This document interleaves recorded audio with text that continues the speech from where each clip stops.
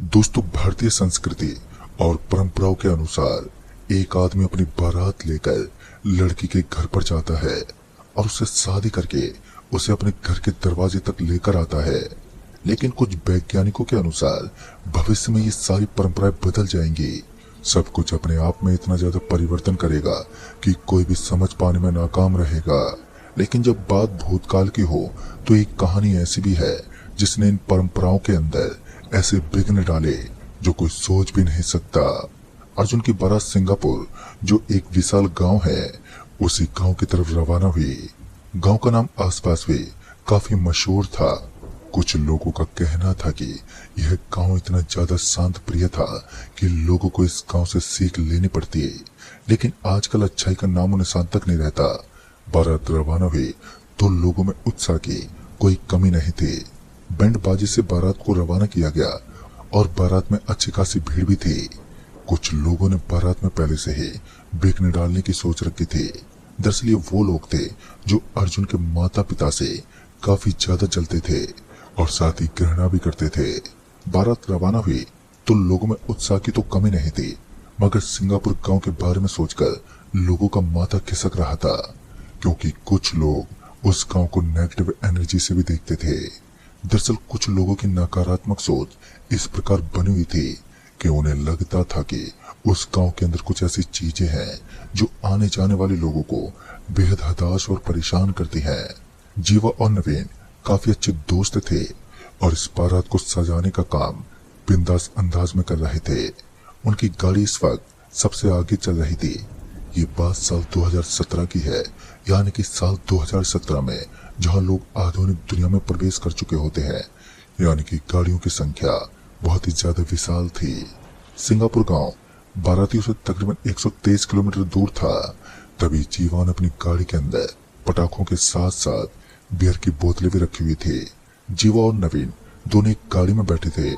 बाकी उन्होंने किसी को भी इस गाड़ी में दखल नहीं लेने दिया, क्योंकि अर्जुन का कहना था कि बारात में सिर्फ एक ही गाड़ी ऐसी होगी जिसके अंदर 2 लोग सफर करेंगे, और उनमें जीवा और नवीन को मुख्य तौर पर चुना गया था। ऐसा ही हुआ। दोनों दोस्त गाड़ी के सबसे आगे चल रहे थे और इसी बीच लोगों में शराब की बोतलें बांटने के कारण उन्हें गाड़ी को रोकना पड़ा। कुछ दोस्तों की जिद की वजह से वो गाड़ी को कुछ आगे ज्यादा नहीं बढ़ा पाए और बगल में ही रोककर उन सभी का इंतजार करने लगे। लेकिन उन्होंने इतना ज्यादा वक्त गवा दिया कि उन्हें आधे घंटे के लिए सड़क के बगल में रुकना पड़ा। फिर जब उनके दोस्त उनके पास पहुंचे तो इस वक्त रात के लगभग 9:30 बज रहे थे और अंधेरा भी पूरी तरह से छाया हुआ था। सारी गाड़ियां गुजर चुकी थी। जीवा और नवीन सभी को नशे की बोतलें बांटने लगे। लेकिन बाद में जब तक वो बारात वाले गांव में पहुंचे तो उन्हें 10:30 बज चुके थे। जब जीवा और नवीन की गाड़ी सिंगापुर गांव में प्रवेश करने लगी तो उन्हें ऐसा एहसास हुआ कि सच में ये गांव बड़ा ही विचित्र है, चाहे यहाँ का माहौल हो या फिर यहाँ का रहन सहन। उसने देखा कि वहां पर कुछ लोग आपस में बातचीत कर रहे थे और उन्होंने फैशन से अपने पूरे गांव को सजा के रखा था। ऐसा लग रहा था मानो कि ये गांव आधुनिकता में जी रहा हो। जब नवीन और जीवा अपनी गाड़ी से नीचे उतरे तो पहले से ही वहां पर लाल रंग की लंबी लंबी चादर बिछी हुई थी। ये देखकर सच में वो शॉक्ड रह गए।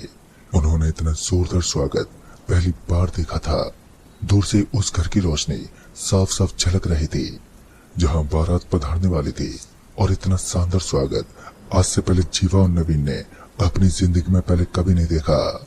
जीवा और उसका दोस्त नवीन ऐसा गांव अपनी जिंदगी में पहली बार देख रहे थे। अभी तो वो दोनों बैंड बाजी से थोड़ी दूरी पर थे कि तभी उनके बगल से उन्हें अजीब सी आवाज का एहसास, और उन्हें ऐसा लगा कि उनके अगल बगल में किसी के कटकट की आवाज आ रही है। इस समय वो सबसे पीछे थे और साथ ही चारों तरफ कोई गाड़ी वाला भी नहीं था जो उन पर निगरानी रख सके। दोनों दोस्तों को जहां सबसे आगे होना चाहिए था तो वो अभी भी सबसे पीछे घूम रहे थे, और इतने में उन्हें एक जोर के धमाके की आवाज सुनाई दी।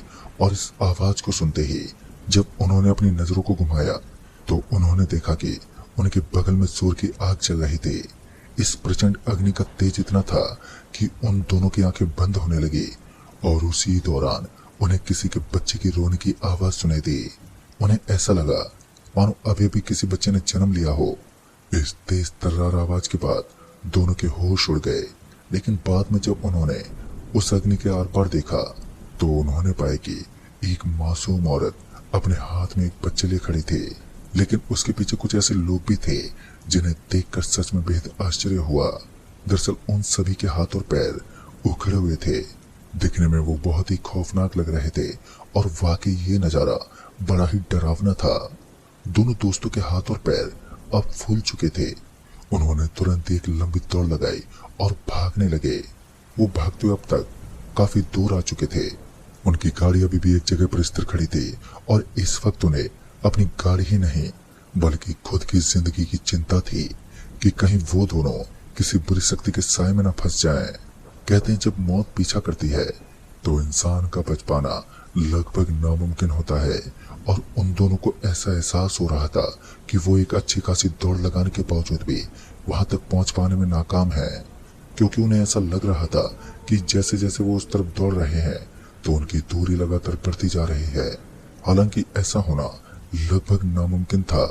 ऐसा भी हो सकता था। फिर उन्हें ऐसा एहसास हुआ कि कोई उन्हें आवाज देते हुए उनके पीछे पीछे भाग रहा है। दोनों दोस्त बुरी तरह से हाँफ रहे थे और जिस कारण अब उन दोनों के अंदर वो साहस भी नहीं था कि वो कुछ पल और आगे दौड़ सके। उनकी सारी की सारी फुर्ती अब खत्म हो चुकी थी, और इंसान जब हद से ज्यादा दौड़ कर ले तो उसकी दशा मरने जैसी हो जाती है। उनके साथ भी कुछ ऐसा ही था। अपनी समस्त काबिलियत का इस्तेमाल करने के बावजूद भी वो इस मंजिल को पार नहीं कर पाए जो उन्हें बिल्कुल सामने की तरफ नजर आ रही थी। लेकिन जब उन्होंने अपने पीछे की तरफ देखा तो उनकी आंखें फटी की फटी रह गईं। इस वक्त उन्हें एहसास हो रहा था कि उन्होंने किस गांव के अंदर कदम रखा है। एक ऐसा बड़ा बलवान जानवर जिसकी भुजाएं बहुत मोटी मोटी और बहुत ही ज्यादा विशाल थी। उसकी हाइट एक नॉर्मल इंसान से 2 गुना ज्यादा थी, और ये अंदाजा लगाना बिल्कुल आसान था कि असलियत में ये कोई इंसान नहीं बल्कि एक जानवर है। और शायद ये कोई जानवर भी नहीं, क्योंकि इसके लंबे लंबे हाथ इसकी ताकत का अंदाजा लगाने पर मजबूर कर रहे थे। उस भयानक जीव ने अपने एक ही वार से सबको तहस नहस कर डाला। उसके पहले कदम से मिट्टी इधर से उधर उड़ने लगी। सब कुछ मानो किसी आंधी में बहने लगा। उस गांव की ये सच्चाई देखकर उन दोनों की आंखें खुली की खुली रह गईं। उनकी आंखों के सामने धूल का एक तूफान सा उड़ने लगा, और अब उन्हें एहसास हो रहा था मानो आज साक्षात उनकी मौत उनके सामने खड़ी है, क्योंकि उन्हें आज से पहले कभी भी इस तरीके के जानवर से सामना नहीं किया। और अब तो ये साफ हो चुका था कि उनके सामने खड़ा ये विशाल सा दानव असल में कोई इंसान नहीं है बल्कि एक भयानक हैवान है जो इन्हें कभी भी चोट पहुंचाने के उद्देश्य से इन पर हमला कर सकता है। उस जानवर ने अपनी घिनौनी हरकतों से उन दोनों दोस्तों को हताश कर रखा था। दोनों की हालत पतली पड़ने लगी, लेकिन इसी बीच कुछ लोग भागते हुए उनके पास पहुंचे, और वो लोग कोई और नहीं बल्कि उसी गांव के लोग थे।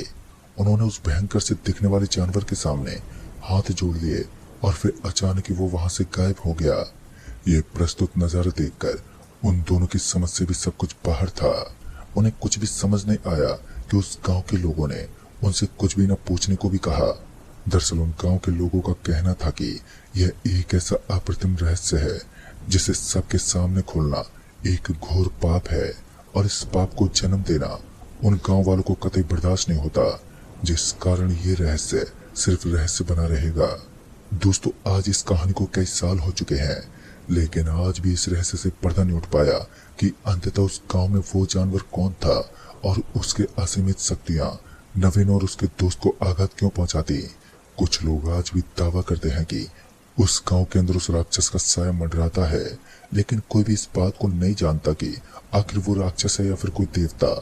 जो लोग उसे राक्षस का ठहरावा देते हैं, उनका कहना है कि उस राक्षस के आतंक से बचने के लिए उस गांव के लोग अमूमन उसकी पूजा करते हैं, और यही एक बड़ा कारण है कि आज तक वो राक्षस किसी भी इंसान को नुकसान नहीं पहुंचाता।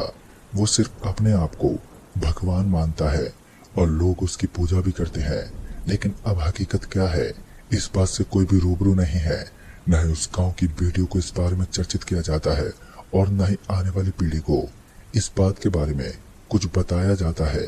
तो उसके पीछे का रहस्य कोई नहीं जानता कि आखिर सिंगापुर गांव इतना शांति प्रिय होने के बावजूद भी इतना रहस्यमय क्यों है?